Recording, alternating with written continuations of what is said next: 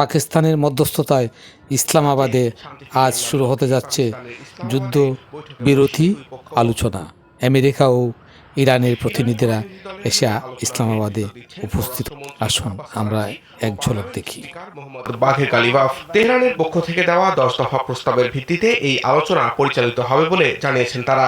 এতে হরমুজ প্রণালীতে নিয়ন্ত্রণ, নিষেধাজ্ঞা প্রত্যাহার এবং মধ্যপ্রাচ্য থেকে মার্কিন সেনা প্রত্যাহারের মতো বিষয়গুলো রয়েছে। অন্যদিকে মার্কিন প্রতিনিধি দলের নেতৃত্বে থাকছেন ভাইস প্রেসিডেন্ট জেডি ভ্যান্স। এছাড়া বিশেষ দূত হিসেবে স্টিভ উইটকফ এবং জ্যারেড কুশনার এই দলে রয়েছেন বলে জানা গেছে। মধ্যস্থতাকারী হিসেবে পাকিস্তানের প্রধানমন্ত্রী শেহবাজ শরীফ, পররাষ্ট্রমন্ত্রী ইসহাক দার এবং সেনাপ্রধান ফিল্ড মার্শাল আসিফ মনির এই আলোচনায় সরাসরি যুক্ত থাকবেন। 1969 সালে ইসলামিক বিপ্লবের মাধ্যমে গণ অভ্যুত্থানে ইরানের শেষ সম্রাট নির্বাসিত রেজা পাহলভির পুত্রে এই যুদ্ধবিরতিতে কি প্রতিক্রিয়া? মহান রাষ্ট্রে পরিণত করার প্রতিশ্রুতি দিয়েছিলেন। তার এই কঠোর অবস্থান ইঙ্গিত দিচ্ছে তিনি ইরানে একটি আমূল পরিবর্তনের অপেক্ষায় আছেন, যা বর্তমান প্রশাসনের অস্তিত্বকে সম্পূর্ণ মুছে ফেলবে। রেজা পাহলভির এই বিরোধিতার একটি ঐতিহাসিক প্রেক্ষাপট রয়েছে, যা 1979 সালের ইসলামী বিপ্লবের সঙ্গে জড়িত। তার পিতা মোহাম্মদ রেজা শাহ পাহলভি ছিলেন ইরানের শেষ সম্রাট, যাকে ওই বিপ্লবের মাধ্যমে ক্ষমতাচ্যুত করা হয়েছিল। রেজা শাহ পাহলভি ইসলামিক বিপ্লবের গণ অভ্যুত্থানের মুখে পড়ে নির্বাসিত হন যুক্তরাষ্ট্রে। 1979 সালের ইরানে ইসলামিক বিপ্লবে দেশটিতে বড় ধরনের রাজনৈতিক, সামাজিক ও সাংস্কৃতিক পরিবর্তন রূপরেখা সৃষ্টি হয়েছে। ইসলামিক শাসনতন্ত্রে ইরান হারিয়েছে তাদের পারস্য সভ্যতা। দীর্ঘকাল ইরানের সরকার পরিবর্তনের অপেক্ষায় রেজা শাহ পাহলভির পুত্র রেজা পাহলভি ইরানের শেষ সম্রাটের পুত্র।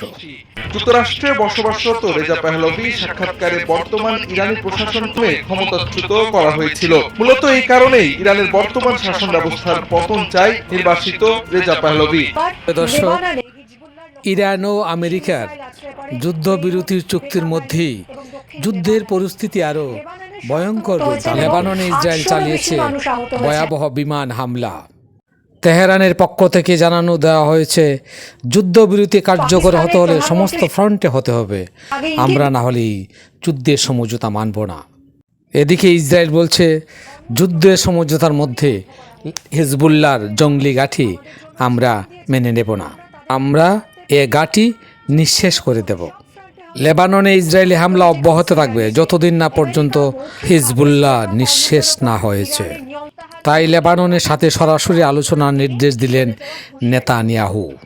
উল্লেখযোগ্যভাবে বুধবার আমেরিকা ও ইরান শর্ত সাপেক্ষে 2 সপ্তাহের যুদ্ধবিরতিতে সম্মত হয়, আর যার মধ্যে জাহাজ চলাচলের জন্য হরমুজ প্রণালী খুলে দেওয়ার বিষয়টি অত্যন্ত গুরুত্বপূর্ণ ছিল এবং তেল আবিব আলোচনার মাধ্যমে অথবা পুনরায় যুদ্ধ শুরু করে তাদের লক্ষ্যে অর্জনের দৃঢ় প্রতিজ্ঞ।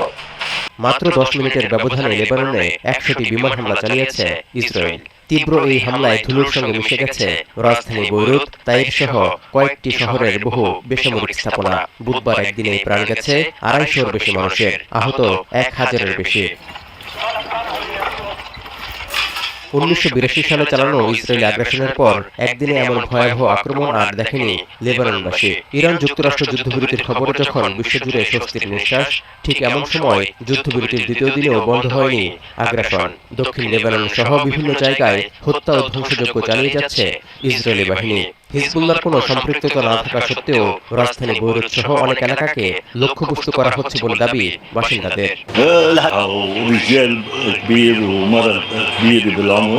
نسمع 3 ضربات كتير كبار كله يفوت بالبيت عرفنا نضرب।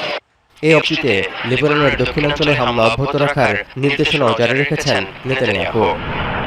চালানো আক্রমণে হিজবুল্লাহর বহু সদস্য নিহত এবং বহু অস্ত্র জব্দের দাবিও করছে ইসরায়েল। আলী ইউসুফ হাসি একজন সচিব শুধু ছিলেন না হিজবুল্লাহ, তিনি ছিলেন নাঈম কাসেমের ঘনিষ্ঠ সহযোগী, ব্যক্তিগত উপদেষ্টা, নিরাপত্তা ও প্রশাসনিক দায়িত্বের মূল ব্যক্তি। অর্থাৎ হার্ষের মৃত্যু শুধুমাত্র একবার सबसे बड़ा हमला बोला है, एक ऐसा हमला जिसने पिछले 30 सालों का रिकॉर्ड तोड़ दिया है। ये तबाही का मंजर ऐसा है कि सिर्फ 10 मिनट के भीतर 100 से ज्यादा एयर स्ट्राइक की गई। हर तरफ धुआं है, चीख पुकार है और मलबे में दबी वो जिंदगियां जो शायद कभी बाहर नहीं आ पाएंगी। इस हमले में अब तक 250 से ज्यादा लोगों की जान जा चुकी है और 1100 से और पूरे लेबनान को दहला कर रख दिया। अस्पताल जख्मियों से पटे पड़े हैं, बेड कम पड़ रहे हैं और लेबनान रेड क्रॉस को सड़कों पर उतरकर लोगों से रक्तदान की अपील करनी पड़ रही है। लोग कह रहे हैं कि उन्हें संभलने का मौका तक नहीं मिला। चंद सेकंड में ऊंची इमारतें ताश প্রিয় দর্শক, বিভিন্ন ভিডিও ফুটেজের মাধ্যমে সংঘর্ষের কিছু ছবি আপনাদের সামনে আমরা তুলে ধরছি। এই সংঘর্ষ আজ বিশ্ব রাজনীতিতে আলোচনার বিষয় হয়ে দাঁড়িয়েছে। উভয় দেশই কেউ কাউকে ছেড়ে কথা বলছে না। চলমান সংঘাতে কেউ কারো কাছে মাথা নত করতে রাজি নয়। পশ্চিম এশিয়ায় শান্তির বাতাবরণ সৃষ্টি হোক, তাই আমাদের কামনা। সবাই সুস্থ থাকুন, ভালো থাকুন। আনন্দ ভারত নিউজ, জয় হিন্দ। আপনাদের একটু সহায়তা আমাদেরকে আগামী দিনে চলার শক্তি দেবে, তাই দয়া করে চ্যানেলটিকে সাবস্ক্রাইব করুন। নমস্কার।